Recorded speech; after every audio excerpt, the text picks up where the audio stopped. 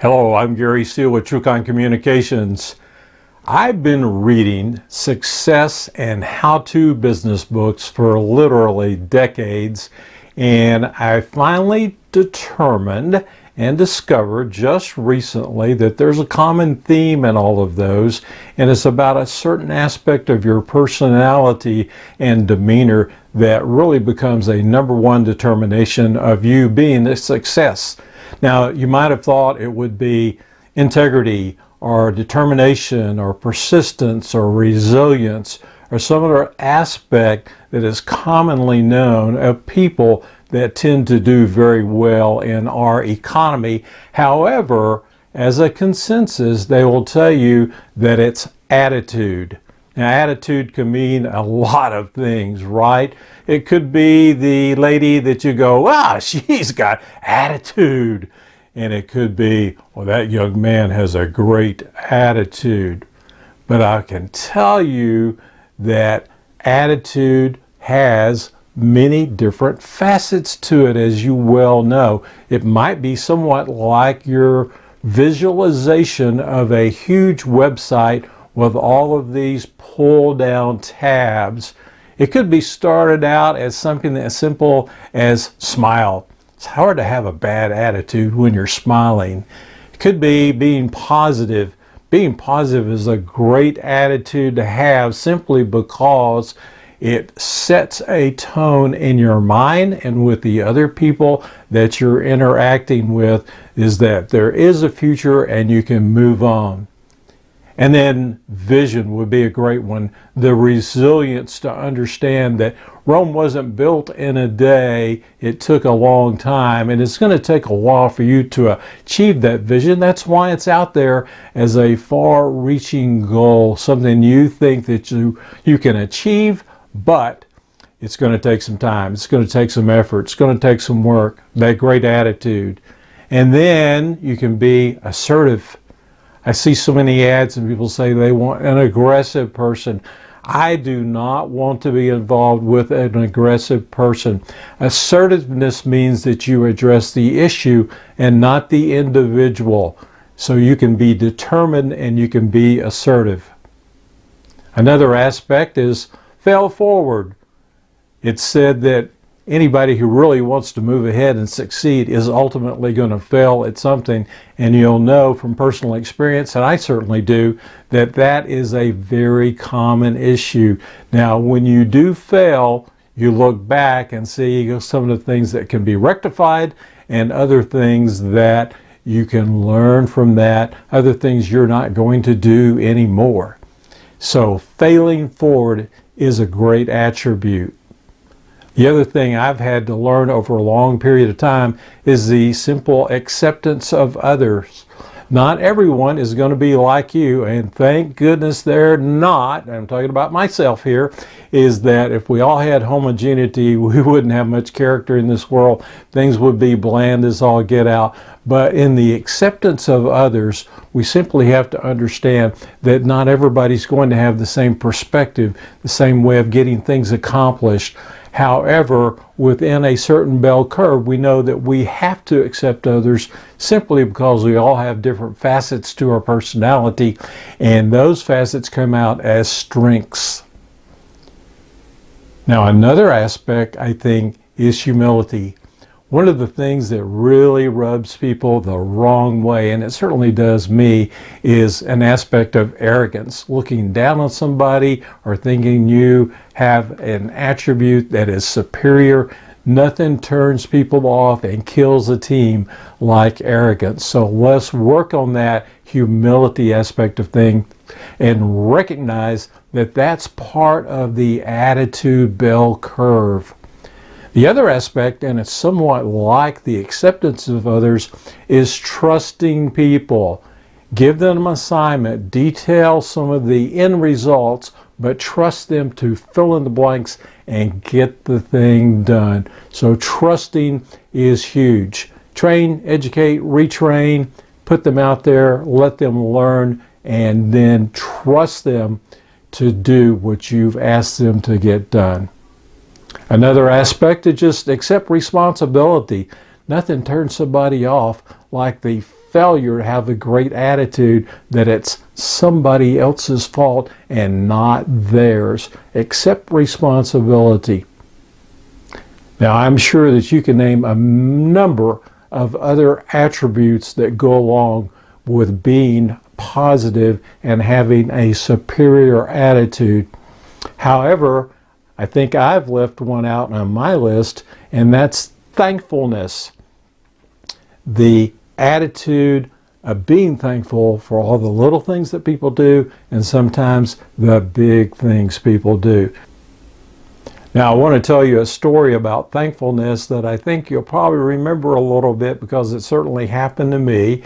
I have a brother-in-law. His name's Dick, Richard Norwood, and Dick is a big hunter. Now, for those of you who may be opposed to hunting, I think you're going to like the way this story turns out. But Dick would occasionally ask me to go on his lease when we lived in the Dallas-Fort Worth area, and I would gratefully go out and get to experience some of the great outdoors, some of the super cold temperatures, and set out and occasionally would bring home some venison. To reciprocate, I continued to ask him to go duck hunting with me. I happened to have a cabin on the Brazos River on the upper end of Lake Whitney, about 70 miles south of the Dallas-Fort Worth area, and he said continuously, "No, I don't think I really care to go." But finally he said, "Yeah, I'll go with you." Stay tuned as we switch venues, and I'll tell you about the Gary and Dick Go Duck Hunting story. Well, here we are on the great outdoors of the Duck Central Flyway in the United States of America, Brazos River Valley, Central Texas. Man, we're raring to go. We got everything we need, almost. We got a canoe to get us across the creek. We got paddles to get there. We actually have decoys to set out. We have shells for our gun, and we have our trusty 12 gauge to get going.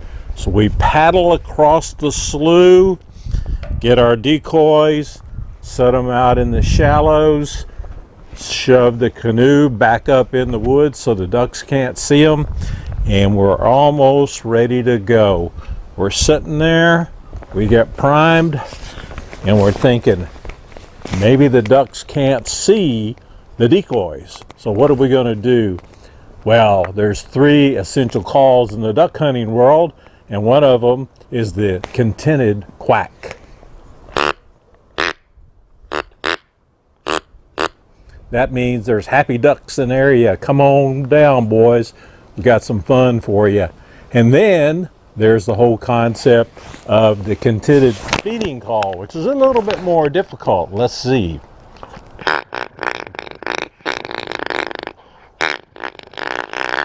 Well, that was a pretty good one. That says there's food in the area and you can come on down. That's good. That's really good. Now, however, if the ducks fly over your head and they keep on going with the northbound wind, then you got to call them back. And what that sounds like is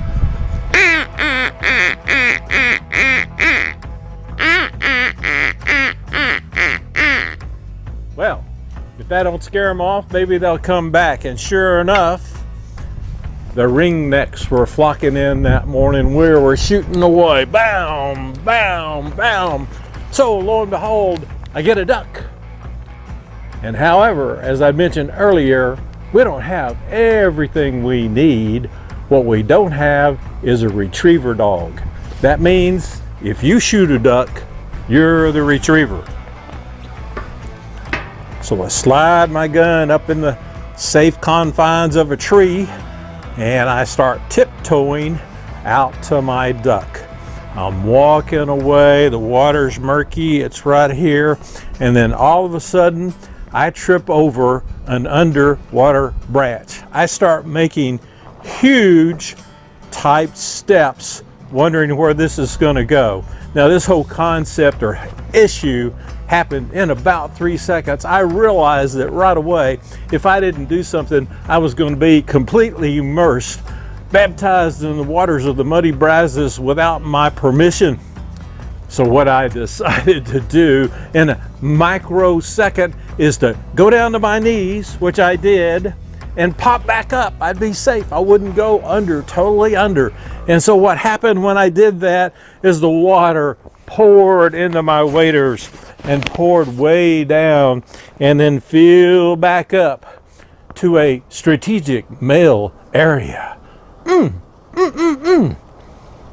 Well, I wasn't going to let that deter me. I grabbed my duck. I got back in position. My brother-in-law, who was probably stifling a million laughs, said to me, "Gary, do you need to go in?" I said, "No, we're going to keep going. Where's my gun?" So I'm sitting there all braced up, water at the strategic area, and then I begin to get those little tremors coming up from my calf through my inner loin area all the way up into the trunk of my body, and it's like and then it gets to the point where there's no controlling the tremors.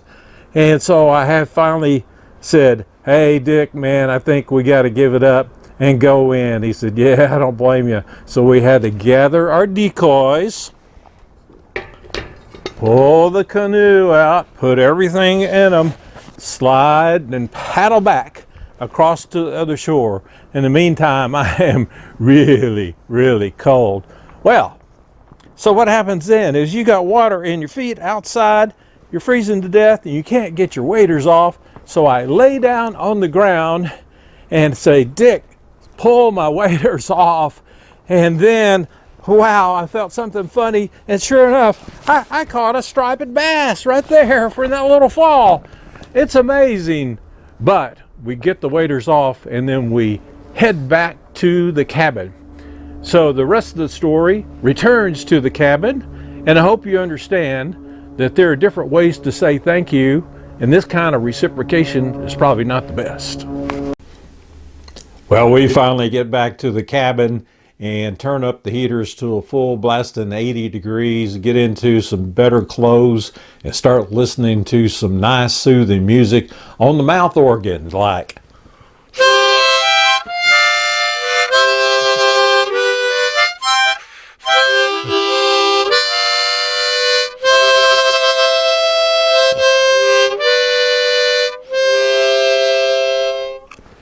I thought everything was going well, but I look over there, and lo and behold, it's brother-in-law Dick getting the shakes. He gets the chills, and besides that, he decided those ducks really stink.